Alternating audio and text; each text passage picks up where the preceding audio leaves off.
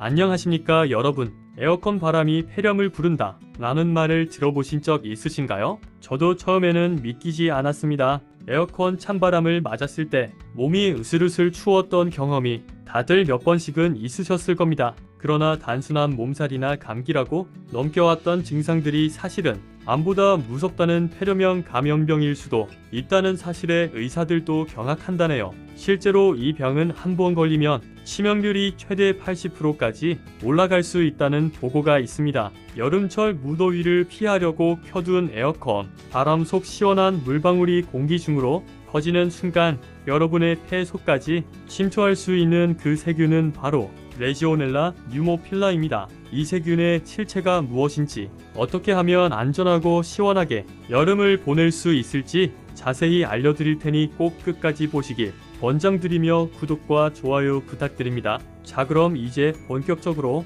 레지오넬라증이란 무엇인지 설명드리겠습니다. 레지오넬라증은 레지오넬라 뉴모필라라는 세균에 의해 발생하는 감염병입니다. 주로 물속에 살던 세균이 공기 중으로 퍼져 사람의 폐로 들어가 감염을 일으키는 원리입니다. 이 세균은 하천, 호수 같은 자연환경은 물론이고 우리가 매일 사용하는 샤워기, 가습기, 냉각탑, 심지어 에어컨 같은 냉방기 내부에서도 쉽게 증식합니다. 특히 25도에서 45도 사이에 따뜻한 물에서 가장 잘 자랍니다. 즉, 에어컨을 잘못 틀었다가는 세균이 섞인 수증기를 함께 들이마시는 결과로 이어질 수 있다는 것이지요. 무심코 지나치기 쉽지만 꼭 알아두셔야 합니다. 질병관리청 감염병 통계에 따르면 국내 레지오넬라증 환자는 최근 3년 연속 증가했습니다. 2021년 383건에서 2022년 415건, 2023년에는 457건으로 매년 평균 8%씩 늘어나고 있습니다.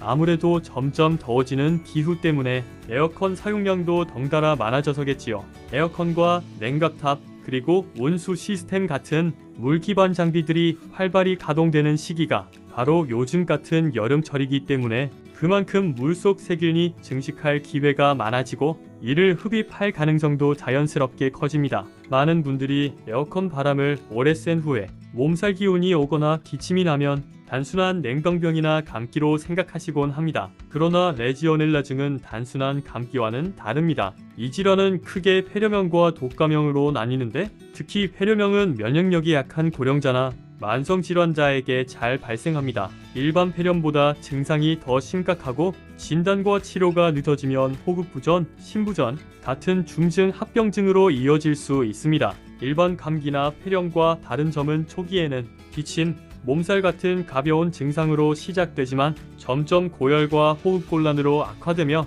일부 환자에게는 설사, 두통, 근육통 같은 전신 증상까지 나타날 수 있다는 점입니다. 이러한 레지오넬라증의 가장 무서운 점은 바로 치명률입니다. 레지오넬라증은 치료가 늦어지면 최대 40%에서 80%까지 치명률이 보고된 바 있습니다. 특히 초기에는 일반 항생제에 잘 반응하지 않기 때문에 정확한 진단과 맞춤형 항생제 치료가 필수입니다. 유경 인하대병원 호흡기내과학 교수에 따르면 레지오넬라균은 세포 내부에 숨어 있기 때문에 일반 항생제로는 쉽게 사라지지 않습니다. 그러므로 몸속 깊은 조직까지 침투할 수 있는 맞춤 항생제를 최소한 1주에서 2주 이상 복용해야 합니다. 레지오넬라증은 치료가 끝나도 마음 놓을 수 없습니다. 일부 환자는 기침이나 피로감이 짧게는 몇 주, 길게는 몇 달까지 이어질 수 있습니다. 폐활량이 줄어들어 숨이 차거나 조금만 움직여도 쉽게 지치는 경우도 흔합니다. 또한 일부에서는 집중력이 떨어지거나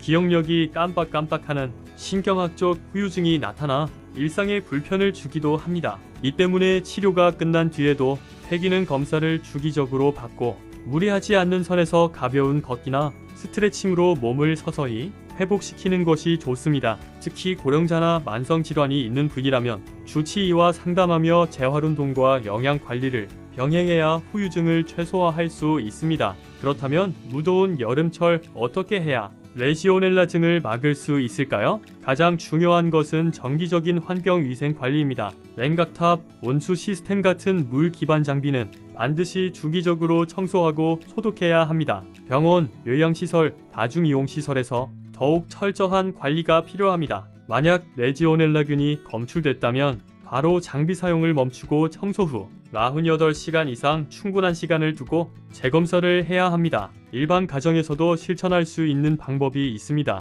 샤워기, 정수기, 제습기 등 물이 고이는 기기를 매일 청소하고 사용 후에는 반드시 물기를 제거해 건조 상태를 유지하는 것이 좋습니다. 끝으로 유경 교수는 여름철 냉방기 사용 시 필수로 지켜야 할 점을 강조했습니다. 에어컨은 필터 청소를 제때 하고 실내 온도는 24도에서 26도 사이로 유지해야 면역력 저하를 막아낼 수 있다고 말입니다. 에어컨 희망 온도를 너무 낮게 틀면 몸이 쉽게 냉해져 감염 위험이 높아지기 때문이죠. 또한 에어컨 바람이 몸에 직접 닿지 않도록 하고 1시간에 한 번 정도는 창문을 열어 환기를 시켜주는 것이 좋다고 했습니다. 냉각탑이나 제습기, 샤워기 같은 물 기반 기기도 주기적으로 청소하고 건조한 상태를 유지해야 세균 증식을 막을 수 있습니다. 이러한 일상 속 작은 습관만 지켜도 여름철 레지오넬라증은 충분히 예방할 수 있습니다. 올여름에도 무더위를 피하기 위해 에어컨은 필수지만 그 속에 숨겨진 위험을 꼭 잊지 마셔야 합니다. 사소해 보이지만 철저한 위생 관리와 작은 습관 하나만으로도 치명적인 감염병을 예방할 수 있습니다. 이 영상을 주변 지인들과 가족들에게 공유하셔서 다 함께 무더운 여름을 건강하게 보내시길 바랍니다. 오늘 영상이 도움이 되셨다면 구독과 좋아요, 댓글 부탁드립니다. 감사합니다.